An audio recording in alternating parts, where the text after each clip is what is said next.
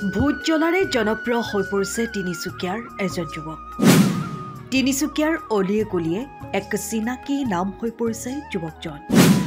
আচাৰ প্ৰস্তুতকৰণেৰে স্বাৱলম্বিতাৰ নিদৰ্শন দাঙি ধৰিছে বিশ্বজিতে। তিনিচুকীয়াৰ এজন যুৱক। আচাৰ প্ৰস্তুতকৰণেৰে স্বাৱলম্বী তিনিচুকীয়াৰ যুৱক বিশ্বজিত দত্ত। নিজ হাতেৰে আচাৰ প্ৰস্তুত কৰি চহৰৰ অলিয়ে গলিয়ে বিক্ৰী কৰা তিনিচুকীয়াৰ বিশ্বজিত দত্তই এতিয়া নিজৰ লগতে সংস্থাপন দিবলৈ সক্ষম হৈছে ২৬ গৰাকীকৈ স্থানীয় মহিলাক। ভোট জ্বলা নামৰ ভোট জলকীয়া আচাৰৰ জৰিয়তে ইতিমধ্যে বিশ্বজিত দত্তই ৰাজ্যৰ লগতে উত্তৰ পূৰ্বাঞ্চলত এক বিশেষ স্থান দখল কৰিবলৈ সক্ষম হৈছে। ইঞ্জিনিয়াৰিং বিভাগত অধ্যয়ন কৰি চাকৰি কৰিছিল যদিও নিজে কিবা এটা কৰাৰ প্ৰবল ইচ্ছাৰ হেতু চাকৰিৰ পৰা অব্যাহতি লৈ বিগত ১২ বছৰে প্ৰস্তুত কৰি আহিছে থলুৱা আচাৰ। বিশ্বজিতৰ আচাৰে এতিয়া তিনিচুকীয়াতে সমাদৰ লাভ কৰিছে। বিশ্বজিত দত্তই ভোট জলকীয়া আচাৰৰ লগতে স্থানীয় ঔটেঙা, কাঠফুলা, বগৰী আচাৰ প্ৰস্তুত কৰি আহিছে। তিনিচুকীয়াৰ নখৰাই গাঁৱৰ বিশ্বজিত দত্তই নিজ কৰ্মৰ জৰিয়তে স্বাৱলম্বিতাৰ এক উৎকৃষ্ট নিদৰ্শন দাঙি ধৰিছে।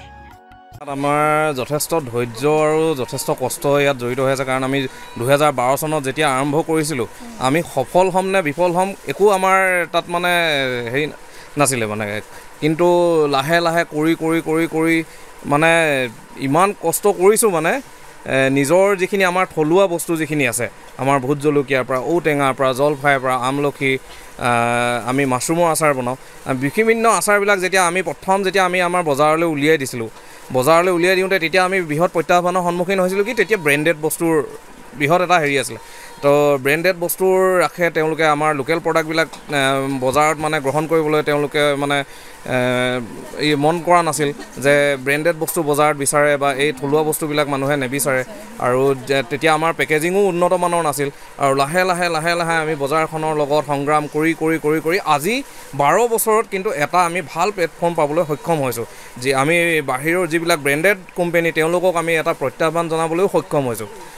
তো আৰু যোৱা ১২ বছৰত যিখিনি আমি কাম কৰিছোঁ তাৰ অলপ হ'লেও আমি সফলতা অৰ্জন কৰিছোঁ। আৰু আমাৰ এই ভোট জ্বলা আচাৰৰ লগত আমাৰ যথেষ্টখিনি মহিলা জড়িত হৈ আছে।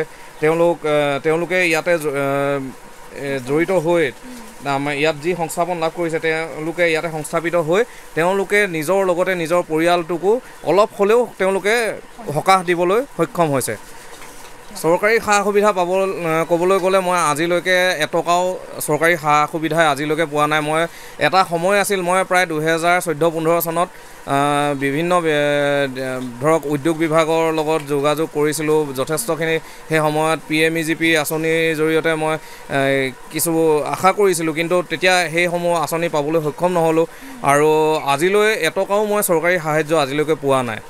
বৰ্তমান যথেষ্টখিনি সুবিধা দি আছে বুলি জানো, কিন্তু ধৰক আমি আজিলৈকে নাই পোৱা।